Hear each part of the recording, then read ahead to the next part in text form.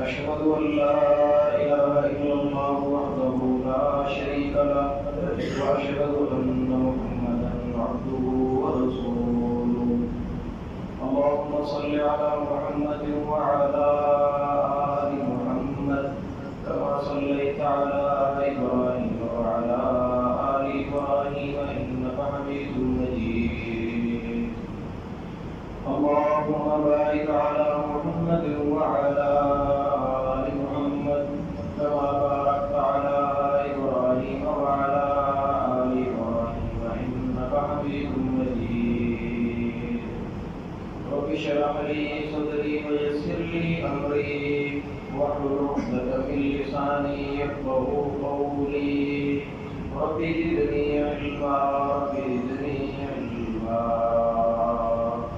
اللهم طهر قلوبنا من النفاق وأعمالنا من الرياء وألسنتنا من الكذب وأعيننا من الخيانة أنت تعلم خائنة الأعين وما تخفي الصدور اللهم وفقنا لما تحب وترضى اللهم ألهمنا رشدنا وأعذنا من شر أنفسنا أعوذ بالله السميع العليم من الشيطان الرجيم من همزه ونفخه ونفسه يا أيها الذين آمنوا اتقوا الله حق تقاته ولا تموتن إلا وأنتم مسلمون يا أيها الناس اتقوا ربكم الذي خلقكم من نفس واحدة وخلق منها زوجها وبث منهما رجالا كثيرا ونساء واتقوا الله الذي تساءلون به والأرحام إن الله كان عليكم رقيبا يا أيها الذين آمنوا اتقوا الله وقولوا قولا سديدا يصلح لكم أعمالكم ويغفر لكم ذنوبكم ومن يطع الله ورسوله فقد فاز فوزا عظيما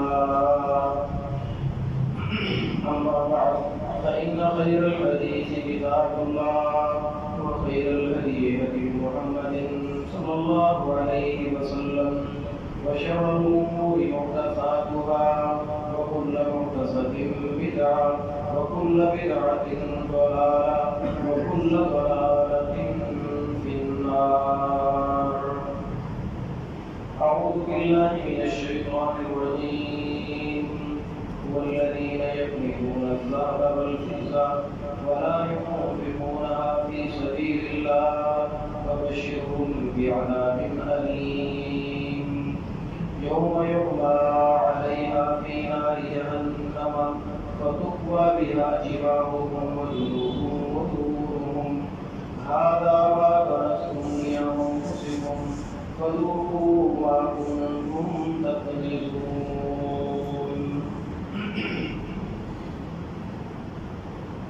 اور وہ لوگ جو سونا اور چاندی خزانہ بنا کر رکھتے ہیں اور اللہ کے راستے میں خرچ نہیں کرتے ان کو دردناک عذاب کی خبر سنا دیجیے قیامت والے دن جہنم کی آگ پر ان کے خزانے کو دبایا جائے گا اور ان کے چہروں کو پیشانیوں کو داغا جائے گا پہلوؤں کو داغا جائے گا اور پشتوں کو داغا جائے گا اور کہا جائے گا ہذا ما کنزتم لانفسکم یہ تمہارا خزانہ ہے جو تم نے اپنے لیے جمع کیا فذوقوا ما کنتم تکذبون تو چکھ لو اپنے جمع کیے ہوئے خزانے کا ذائقہ۔ اللہ تعالیٰ برے انجام سے محفوظ کرے۔ سورۃ توبہ آیت نمبر 34 اور 35 آپ کے سامنے میں نے رکھی ہے اور اس کا مفہوم بھی بیان کیا ہے۔ عموماً ہمارے معاشرے میں مسلم دنیا بالخصوص ہمارا جو پاک و ہند کا معاشرہ ہے، یہاں پر سال کے اختتام پر بالخصوص یعنی رمضان المبارک میں زکوٰۃ ادا کرنے کی کوشش کی جاتی ہے۔ تو مال کے حقوق کے حوالے سے چند ایک باتیں آج کے خطبے میں رکھیں گے۔ صحیح مسلم میں رسول اللہ صلی اللہ علیہ وسلم کا فرمان ہے کہ لوگوں میں اپنے بعد تم میں سب سے بڑا جو فتنہ چھوڑ کر جا رہا ہوں وہ دو فتنے ہیں۔ دو فتنے، یہ فتنے بھی ہیں، دونوں چیزیں، اور نعمتیں بھی ہیں۔ فتنے کا معنی ہوتا ہے آزمائش۔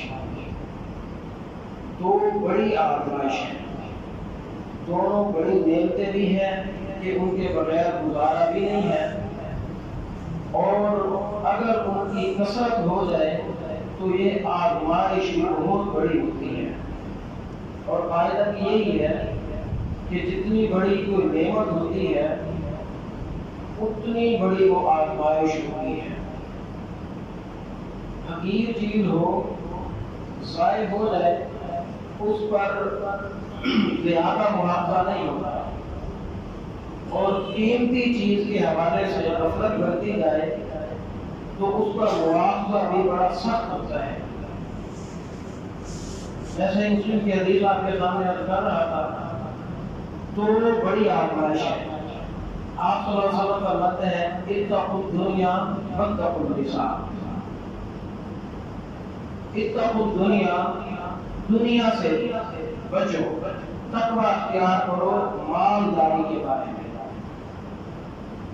ای اتقوا المال، اتقوا الدنیا ای اتقوا المال، مال کے بارے میں تقوی اختیار کرو، واتقوا النساء، اور عورتوں کے بارے میں تقوی اختیار کرو۔ مال سے بھی بچو، عورتوں سے بھی بچو۔ تقوی کا معنی بچنا بھی ہوتا ہے، ڈرنا بھی ہوتا ہے۔ مال کے بارے میں بھی ڈرتے رہو، عورت کے بارے میں بھی ڈرتے رہو۔ اور آپ حقیقت کی نگاہ سے اگر مطالعہ کریں گے، جتنے دنیا میں فتنے ہیں، جتنی آزمائشیں ہیں، سب آزمائشوں میں سب سے بڑی دو آزمائشیں آپ کو دنیا میں مردوں کے لیے نظر آئیں گی، ایک مال اور دوسرا عورت۔ مال اور عورت رسول اللہ صلی اللہ علیہ وسلم فرما رہے ہیں میں اپنے بعد سب سے بڑی دو آزمائشیں یہ چھوڑ کر جا رہا ہوں امت کے لیے۔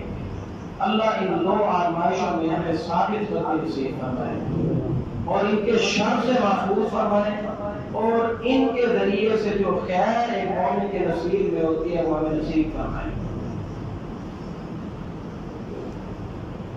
سابقہ امتوں کو بھی سب سے زیادہ اسی چیز نے تباہ کیا، اور آئندہ بھی قیامت کی تباہیوں میں بنیادی تباہی کا ذریعہ یہ دو چیزیں ہیں۔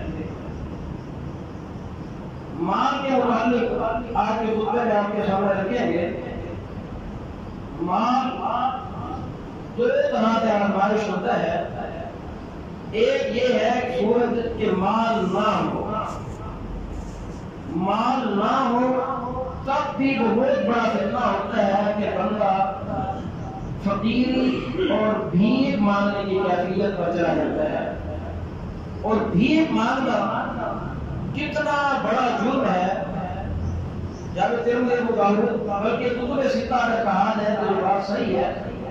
آپ صلی اللہ علیہ وسلم فرماتے ہیں یہ جو لوگ بھیک مانگتے ہیں، اللہ کو چھوڑ کر غیروں سے مانگتے ہیں، بھیک مانگنے والے بھکاری جو ہے لوگوں سے جو سوال کرتے ہیں، اور سوال کب بندہ کرتا ہے جب مال کی کمی ہو جائے. مال کی کمی کی صورت میں وہ بھیک پر آمادہ ہوتا ہے، اور جو بھیک پر آمادہ ہوتا ہے کچھ عرصے کے بعد اس کا دل بھیک مانگنے پر، لوگوں سے مانگنے پر وہ بڑا ہو جاتا ہے، اور ہرس اور لالچ اس کے دل میں پیدا ہو جاتا ہے. اور جو حریص بن جاتا ہے دنیا کا، اس کی مثال پھر اللہ نے قرآن مقدس میں کتے کے ساتھ دی ہے کہ اگر کتے کا پیٹ بھرا ہوا بھی ہو تب بھی زبان اس کی باہر ہوتی ہے، اگر خالی پیٹ ہو تو تب بھی اس کی زبان باہر ہوتی ہے. آپ معاشرے میں دیکھیں، بھیک مانگنے کا آغاز اگرچہ اس نے غربت کی وجہ سے کیا، لیکن جب بھیک مانگنے پر اس کا ضمیر مطمئن ہو گیا، پھر ایسے بھکاری اس معاشرے میں موجود ہیں جب ان کی تحقیق کی گئی تو ان کی جھونپڑیوں میں سے لاکھوں روپے کے خزانے نکلے. تو مال کی کمی بھی فتنے میں لے جاتی ہے، آخرت کو تباہ کر دیتی ہے، دنیا کو برباد کر دیتی ہے. نبی کریم علیہ الصلوۃ والسلام مال کے حوالے سے، بھیک مانگنے کے حوالے سے اس انداز سے تنبیہ فرمایا کرتے تھے. آپ صلی اللہ علیہ وسلم فرماتے ہیں کہ لوگوں جو بھیک مانگتے ہیں، لوگوں سے مانگتے ہیں، اپنی ضرورتیں پوری کرنے کے لیے بھکاری بن جاتے ہیں، قیامت والے دن یہ آئیں گے رب العالمین کے چہروں کا گوشت نوچ لے گا. ان کے چہروں پر گوشت تک نہیں ہوگا، نوچے ہوئے ان کے چہرے ہوں گے. بڑا برا ان کا انجام ہونے والا ہے. اللہ رب العالمین مال کے اس فتنے کی صورت سے ہم سب کو محفوظ فرمائے. بڑی بری یہ صورت ہے کہ بندہ بھیک پر آمادہ ہو جائے، دنیا میں بھی اس کی عزت ختم ہو جاتی ہے، اور آخرت میں بھی آئیں گے تو ان کے چہروں پر گوشت تک نہیں ہوگا. یہ جب حدیثیں صحابہ کرام رضوان اللہ علیہ اجمعین نے سنی، آپ صحیح مسلم کا مطالعہ کر کے دیکھیں، اس کے علاوہ حدیث کی کسی بھی کتاب میں انفاق فی سبیل اللہ کے حوالے سے اور بھیک کی مذمت کے حوالے سے آپ حدیث پڑھ کر دیکھیں. صحابہ کرام رضوان اللہ علیہ اجمعین کہتے ہیں پھر ہم اتنا ڈرے بھیک مانگنے سوال کرنے سے، حتیٰ کہ ایک بندہ وہ گھوڑے کی پیٹھ پر سوار ہوتا اور گھوڑے کو ہانکنے کے لیے جو اس کا وہ ڈنڈا ہوتا ہے، چابک ہوتا ہے، کوڑا ہوتا ہے، اگر اس کا کوڑا نیچے گر جاتا، نیچے کھڑے ہونے پر نہیں کہتا کہ اٹھا کر دے، گھوڑا روکتا، اتر کر خود اٹھا کر پھر پر بیٹھ جاتا. حالانکہ برابر والے سے یہ تعاون مانگنا جائز ہے کہ گھوڑے کا مارنے والا، ہانکنے والا وہ کوڑا اور رسی نیچے گر جائے تو برابر میں نیچے کھڑے ہوئے تو بندہ کہتے کہ یہ اٹھا کر دے دو، یہ ناجائز نہیں ہے. لیکن صحابہ اس دروازے کو بند کرنے کی خاطر کہ اگر آج میں نے یہ اس سے مانگا کل کو میری جرأت پیدا ہو جائے گی مانگنے پر. بڑا برا دروازہ ہے لوگوں سے مانگنے کا. آپ نے نہایت تاریخ کی کتاب ہے، اس میں اسلاف کی سیرت پڑھ کر دیکھیں لوگوں سے مانگنے کے حوالے سے کس قدر وہ بے پرواہی سے کام لیتے ہیں. عمر بن خطاب رضی اللہ عنہ کا پوتا ہے، عبداللہ بن عمر کا بیٹا ہے، اپنے وقت کا فقیر اور محدث ہے، صالح بن عبداللہ ان کا نام ہے. صالح بن عبداللہ رحمہ اللہ کمال انہوں نے نمونہ پیش کر دیا.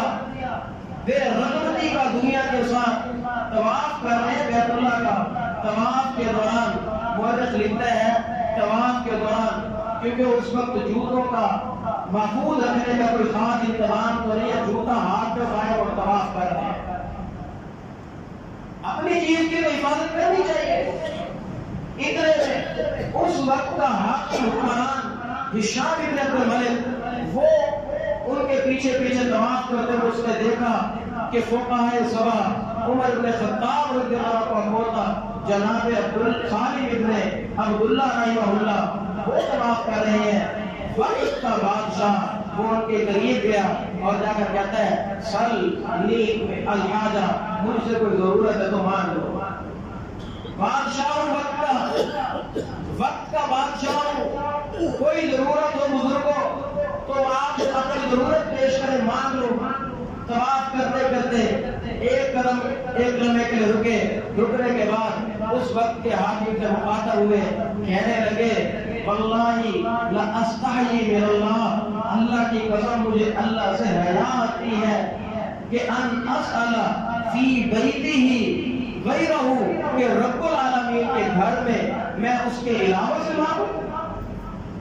عمر کا بیٹا ہے، صحابہ نے کیسی تربیت کر دی تھی شاندار اپنے بچوں کی۔ حکمران کو یہاں پر منتیں کی جاتی ہیں۔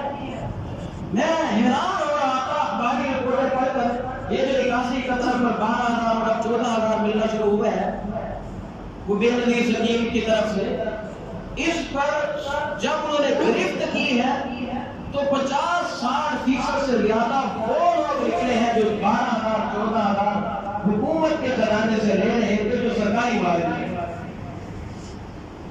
جن کی 70,000 پہ تنخواہ ہے، پھر بھی وہ سرکاری خزانے سے زکات کے مال کو لینے پر دل جو بڑا ہو چکا ہے، بھیک مانگنے پر ضمیر جو آمادہ ہو چکا ہے۔ جب ضمیر مردہ ہو جائے بندہ دوسروں کا مال کھانے پر کس انداز سے راضی ہوتا ہے؟ جب ضمیر زندہ ہو بندہ پیٹ سے ادھار رکھوا لیتا ہے، غیروں سے بھیک نہیں مانگتا۔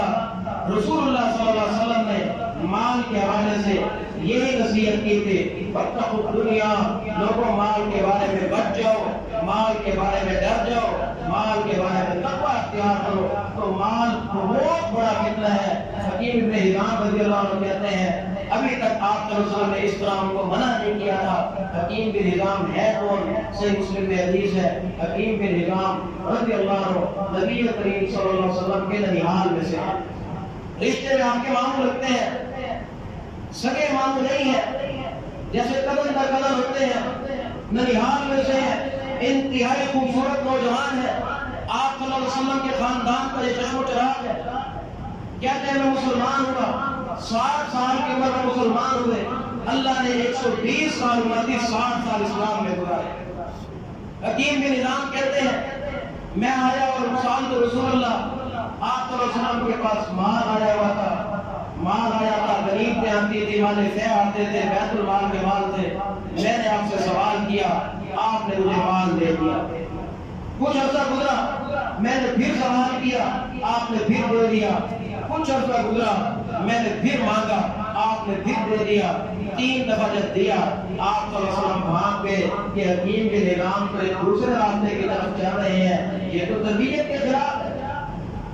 2 دفعہ مال مل گیا تو 3 دفعہ پھر مانگ لیا، یہ تو مزاج کے خلاف بات ہے۔ آپ خیر خواہ تھے امت کے، آپ نے حکیم کو بلایا، کہا یا حکیم ان الدنیا کل منقدر، دنیا بڑی سب کو شاداب ہے، جتنی ملتی رہے بندے کو اچھی لگتی ہے۔ پھر فرمایا حکیم آئندہ نہ مانگنا، آئندہ نہ مانگنا، جو مال مانگ کر ملتا ہے، جو لوگوں سے مانگو اور مانگنے کے ساتھ ملتا ہے، لم یبارک لہ، اس میں برکت نہیں ہوتی۔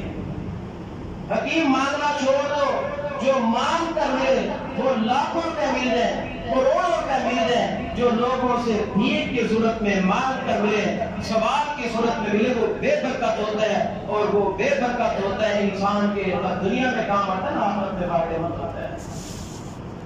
پھر ساتھ ہی سمجھا دیا کہ اگر بن مانگے، اگر اللہ کی طرف سے اب خود آپ کو ملے، توفیق ملے، ویسے ملے، اللہ کی طرف سے ملے، کوئی محبت میں دینے لگے تو اس کو لے لیا کرو، بن مانگے ملے تو لے لیا کرو، اور مانگ کر لینے کی عادت ترک کر دو۔ حکیم بن حزام کہتے ہیں میں نے آپ صلی اللہ علیہ وسلم کے ہاتھ پر بیعت کی، میں نے کہا اللہ کی قسم اب تک جو ہو چکا سو ہو چکا، وہ اللہ مجھے معاف کرے، آئندہ میں زندگی بھر کبھی کس سے نہیں مانگوں گا، کبھی نہیں مانگوں گا۔ صحیح مسلم حدیث نہیں ہے، نبی کریم علیہ السلام کی وفات ہوئی، ابوبکر صدیق رضی اللہ عنہ کا آل ہوا، ابوبکر صدیق رضی اللہ عنہ کے پاس مال آئے، آپ نے انصار و مہاجرین میں تقسیم کیے. حکیم بن ہزام کو بلایا. بلانے کے بعد مال کا کٹھا تھا. کہا حکیم یہ آپ کے لیے ہے, یہ آپ کا ہے. حکیم نے کہا بس میں نے رسول اللہ صلی اللہ علیہ وسلم کے ساتھ وعدہ کیا تھا, اللہ کی قسم آج کے بعد میں نے لوگوں سے نہیں لینا. یہ بیت المال میں رہنے سے میں نے نہیں لینا آپ سے. اگرچہ ان کے لیے جائز تھا لیکن وہ سابقہ جو غلطی تھی اس کا اعلانہ کرنے کی وجہ سے اس کو بھی چھوڑ دیا. کہا میں نہیں لیتا.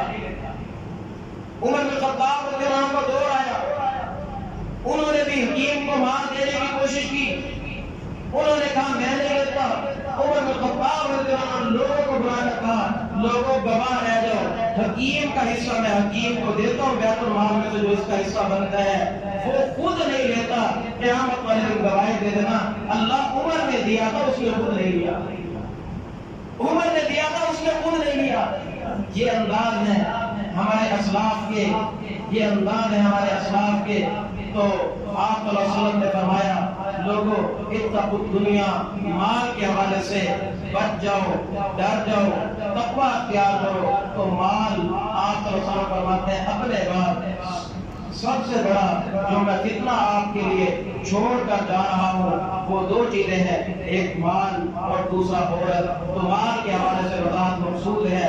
مال اس کی دو صورتیں ہوتی ہیں آزمائش کی. ایک صورت یہ ہوتی ہے کہ بندے کے پاس مال کی کمی ہو جائے اور مال کی کمی کی وجہ سے اپنے نخرے پورے کرنے کی وجہ سے وہ بھیک کے راستے پر چل پڑے. یہ بہت بڑا تباہی کا گھرانہ ہے. جو بھیک کے راستے پر چلا جائے وہ پھر واپس کبھی بھی سیدھے راستے پر نہیں ہوتا. الا من رحم ربی. بہت تھوڑے لوگ ایسے ہوتے ہیں کہ جن کو بھیک کی لت لگ جائے اور پھر واپس آ جائے. آپ نے یہ دروازہ بند کر کے مال کے فتنے سے بچاؤ کر دیا. دوسرا یہ ہوتا ہے کہ مال کی کثرت, مال کی کثرت یہ بھی بہت بڑا فتنہ ہے. اگرچہ اگلی بات سنیں, اگرچہ حلال طریقے سے کمایا ہوا مال ہو تب بھی بہت بڑا فتنہ ہے.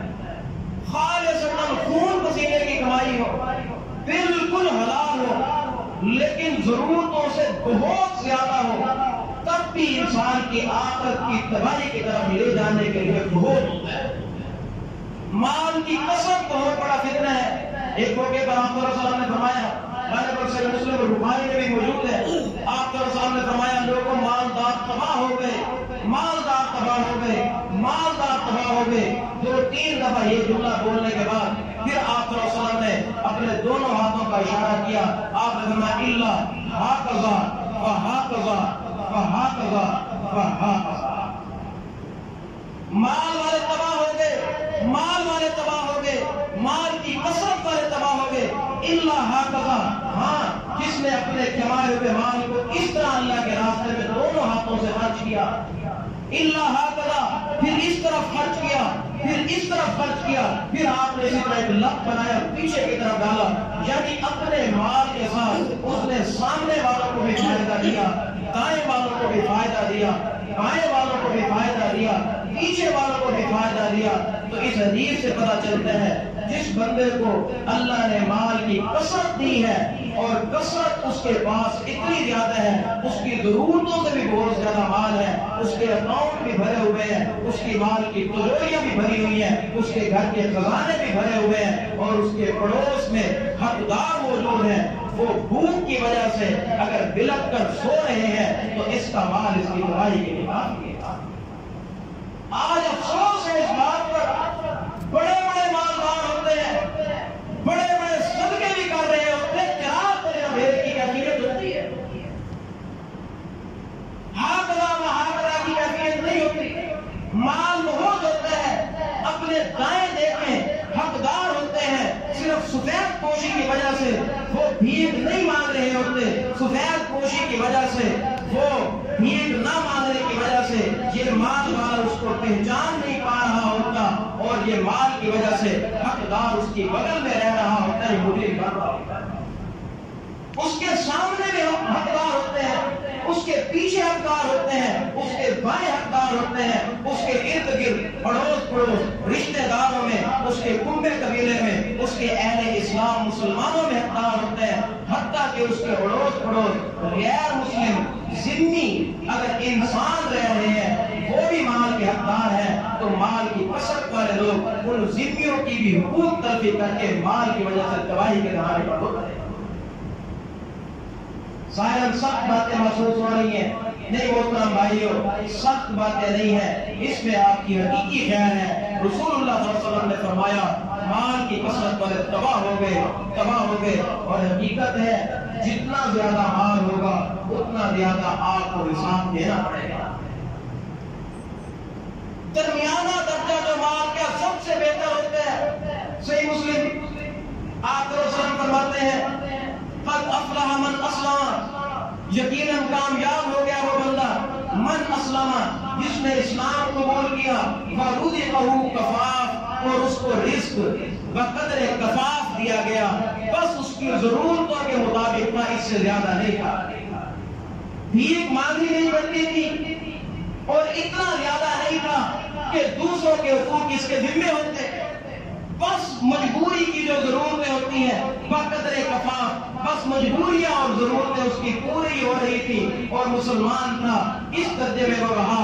اور اگلی بات وَقَنَّعَهُ اللَّهُ عَلَىٰ مَا آتَاهُ، اللہ نے پھر اس کو اس تھوڑے سے مال میں قناعت کی نعمت سے نواز دیا۔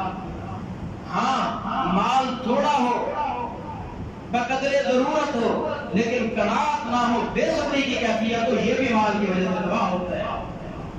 بقدر کفاف مال ملے، بقدر ضرورت مال ملے، وَقَنَّعَهُ اللَّهُ عَلَىٰ مَا آتَاهُ، پھر اس پر قناعت کو کر لے، اسی پر راضی رہے، بھیک بھی نہ مانگے، شکوہ بھی نہ کرے، جتنا اس کو دیا ہوا اسی پر شکر گزاری ادا کرے۔ وَقَنَّعَهُ اللَّهُ عَلَىٰ مَا آتَاهُ، جتنا اللہ نے اس کو دیا اسی پر قناعت کرنے والا بن جائے۔ رسول اللہ صلی اللہ علیہ وسلم فرماتے ہیں قد افلح، یقیناً وہ کامیاب ہو گیا ہے۔ اسی وجہ سے محمد رسول اللہ صلی اللہ علیہ وسلم کی دعاؤں میں سے ایک دعا ملتی ہے، اللہ کی قسم انصاف کے ساتھ ایک کھلی بات کر دوں، وہ دعا مانگنے کی ضرورت نہیں ہوتی، ڈر لگتا ہے۔ دعا ہے رسول اللہ صلی اللہ علیہ وسلم کثرت سے مانگتے تھے، اگر غور کرے تو ضرورت نہیں ہوتی کہ مانگے تو ہم کی آزمائش میں پڑ جائے۔ یہ رسول اللہ صلی اللہ علیہ وسلم کا حوصلہ تھا، آپ کی پسند تھی، آپ کا ایمان تھا کہ آپ مانگا کرتے تھے۔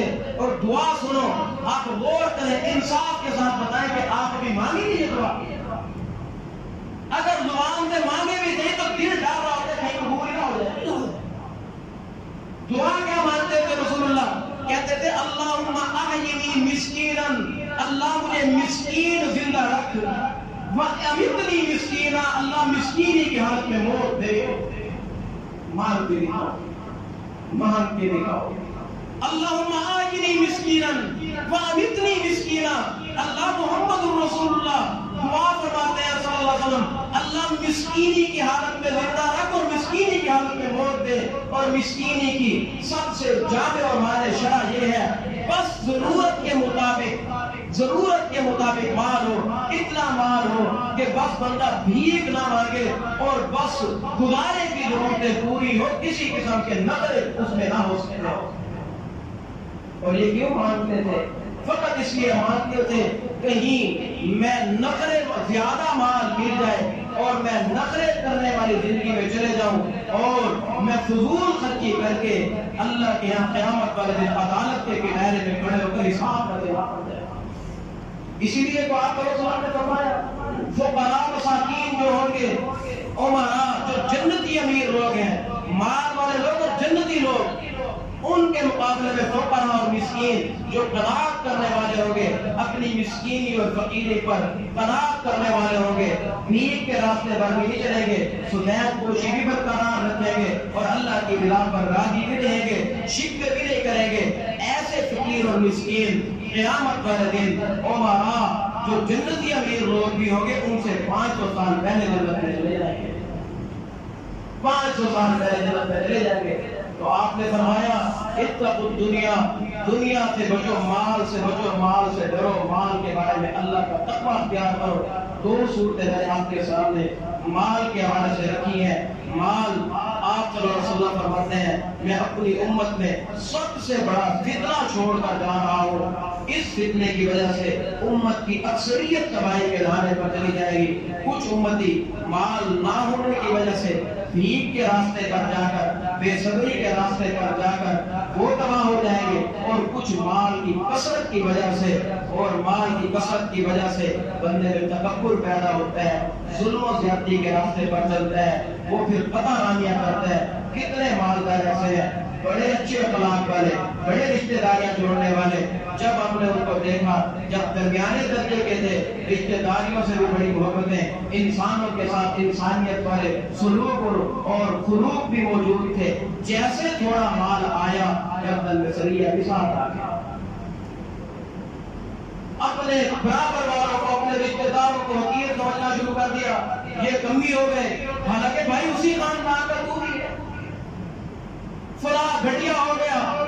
اچھا، بھری مجلسوں میں مال کی بنیاد پر وہ انسانیت کی عزت ختم کر دیتا ہے۔ کوئی غریب آدمی کسی انسان کی بھری مجلس میں ایسے منہ پھٹے لہجے میں توہین کرے، کر کے تو دکھا دے۔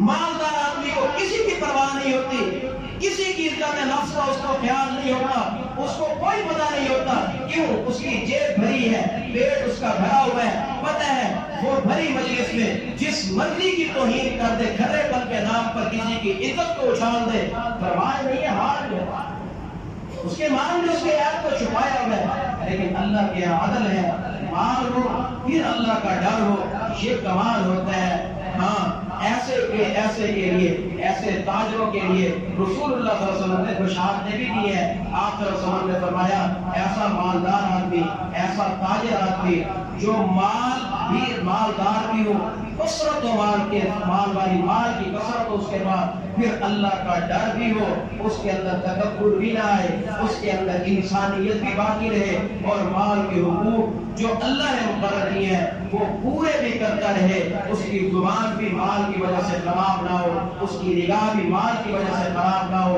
اس کا مزاج اور ضمیر بھی مال کی وجہ سے خراب نہ ہو، اللہ سے ڈرنے والا ہو اور مالدار ہو۔ ایسا تاجر مال کرام البررہ قیامت والے دن یہ نیک فرشتوں کی صف میں ہوگا، نیک فرشتوں کی صف میں ہوگا، اور ایسے ہوں گے بہت تھوڑے ہوں گے۔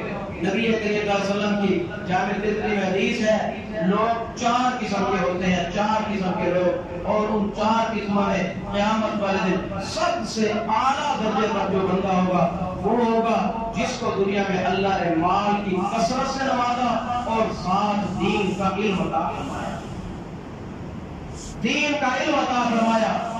قیامت والے دن سب سے اعلیٰ درجے پر ہوگا، دین کا عالم ہے، مال کی کثرت ہے، علم کی روشنی میں مال کو اللہ کے راستے میں خرچ کرتا ہے، اور اس طرح دائیں بائیں آگے پیچھے، اور اس کے مال اس کے علم کے مطابق وہ خرچ ہوتا چلا جاتا ہے۔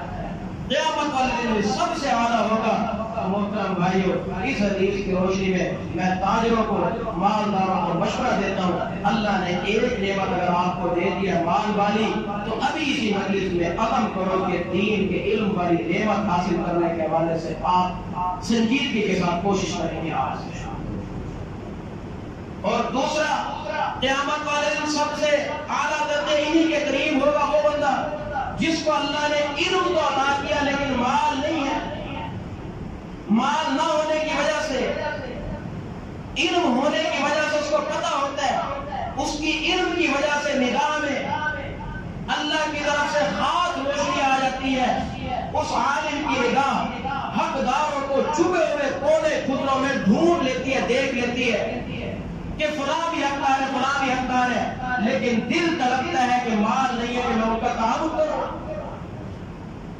دل میں وہ مخلص ہو کر ارادہ کرتا ہے، اللہ تو نے علم دیا، نگاہ مجھے وہ دے دی کہ جس حقدار پر کسی کی نگاہ نہیں ڈالی، مجھے تو نے توفیق دی، میں نے اس کو دیکھ لیا، اب میرے پاس فرصت نہیں ہے کہ میں اس کا تعاون کیسے کروں۔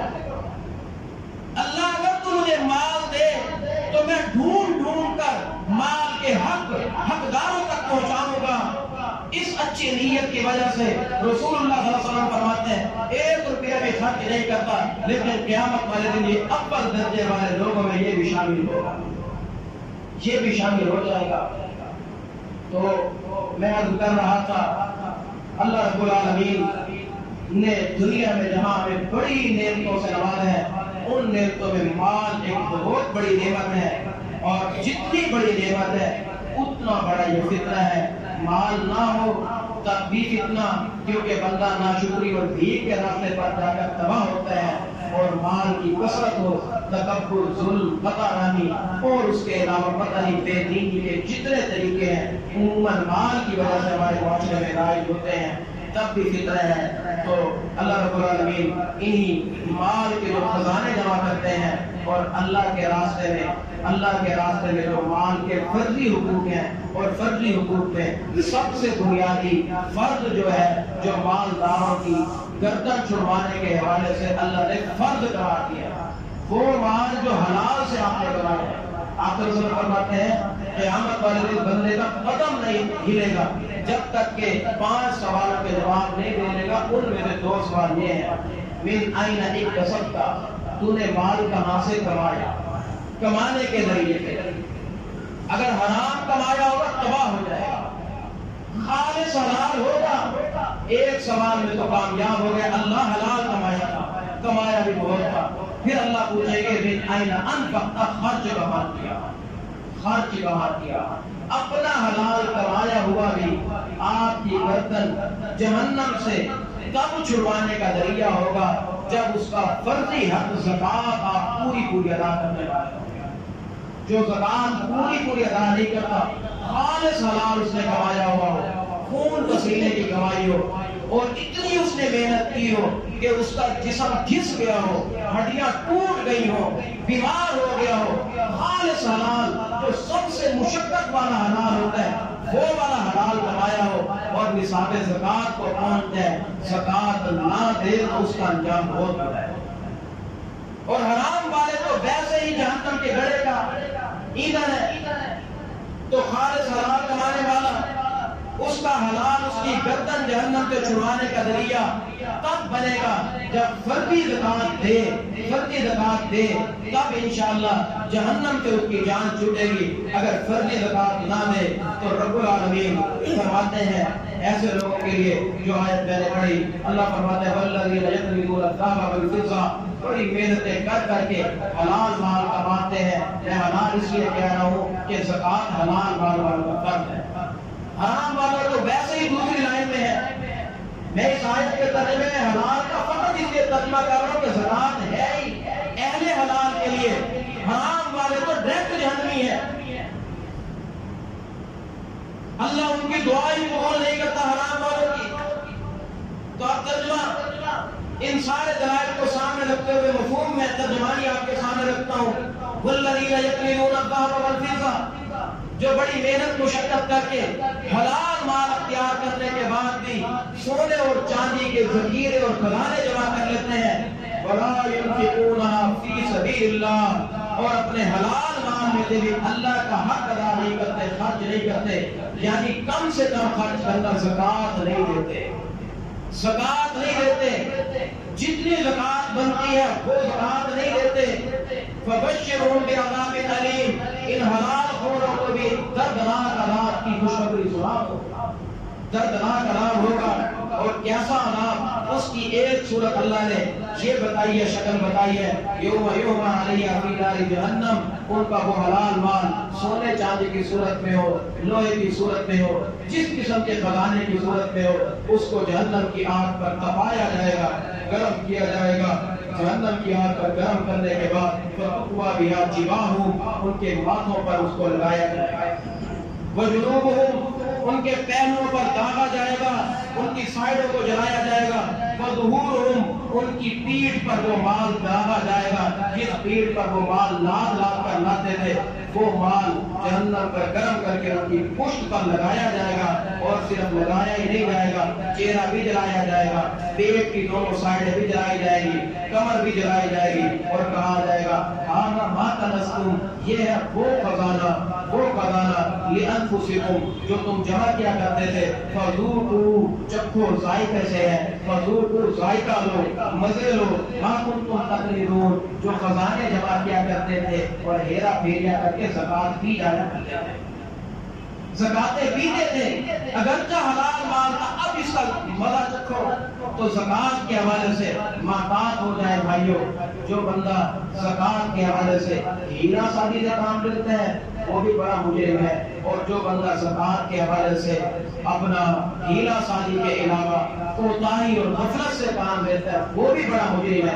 انجام یہ ہونے والا ہے۔ اسی طرح سنن داؤد ترمذی بلکہ کتب ستہ سب نہیں ہے، آپ صلی اللہ علیہ وسلم فرماتے ہیں مال کی مختلف صورتیں، مال اپنا جو مالدار زکات نہیں دیتا، زکات نہ دینے والا، ہیرے سازی سے کام لینے والا، اس کے مال کی صورت ایک یہ ہوگی کہ اللہ رب العالمین اس کے مال کو بڑا اژدہا اور سانپ بنا دیں گے، وہ سانپ اس کی گردن میں لپٹے گا، گردن کو دبائے گا، دبانے کے بعد وہ سانپ سر سے گنجا ہوگا، آنکھوں کے اوپر دو کالے نشان ہوں گے اور اس کے ماتھے پر اس کو ڈسے گا، اور ڈسنے کے بعد کہے گا انا قلبک انا مالک، تیرا مالک ہوں۔ ایک اکاؤنٹ پورا ہوتا، دوسرا اکاؤنٹ دبا کے بھرا کرتا تھا، بڑی محبت کرتا تھا، ایک تھیلی پوری ہو جاتی دوسری تھیلی لے کر اس کو جوڑی میں رکھتا تھا۔ اب کیا ہو گیا تجھے؟ گلے کو دبائے گا، ماتھے پر ڈسے گا اور کہے گا انا قلبک انا مالک۔ تو یہ ہے زکات نہ دینے والے کا انجام۔ جو زکات کا انکاری نہیں ہے یہ وہ ہے جو زکات کا غافل ہے، انکاری نہیں غافل ہے۔ زکات کے معاملے میں ہیرا سازی کرنا، زکات نہ دینا، 2.5% بننی ہے تو 2% دینا، یا ردی رکا ہوا مال اللہ کے راستے میں دے دینا، یہ وہ لوگ ہیں جو زکات کے چور ہیں، ان کے ساتھ یہ انجام ہونے والا ہے۔ اور جو زکات کے منکر ہیں، آپ صحیح بخاری پڑھیں، ابو بکر صدیق رضی اللہ عنہ نے خلافت سنبھالی، خلافت کے بعد سب سے پہلا جو فتنہ بڑے فتنوں میں دیکھا، ایک فتنہ یہ تھا کہ کلمہ پڑھنے والوں میں سے ایک گروہ نے زکات کا انکار کیا تھا۔ ابو بکر صدیق رضی اللہ عنہ نے کہا تھا اللہ کی قسم جو زکات کا انکار کرتا ہے وہ مرتد ہے، اور میں اس کو ایک رسی بھی اگر زکات اس کی بنتی ہے نہیں دے گا تو میں اس کی گردن ماروں گا۔ زکات کا انکاری مرتد ہوتا ہے، اور مرتد تو کافر ہوتا ہے، دنیا میں سزا حاکم وقت اس کو قتل کرے گا، اور آخرت کی سزا وہ ہمیشہ کے کافروں میں۔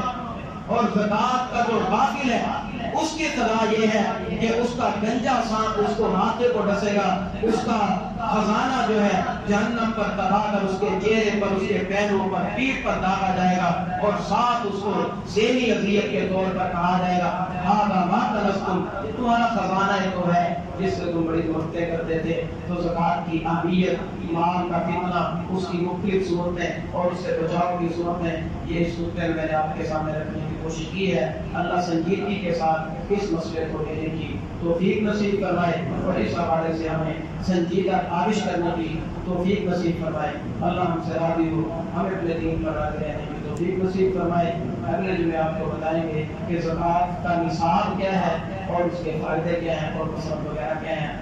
تو اللہ سے دعا ہے کہ اللہ رب العالمین دین کو سنجیدگی کے ساتھ سیکھنے اور سمجھنے کی توفیق نصیب فرمائے، اور توفیق اللہ علیہ توکلت علیہ۔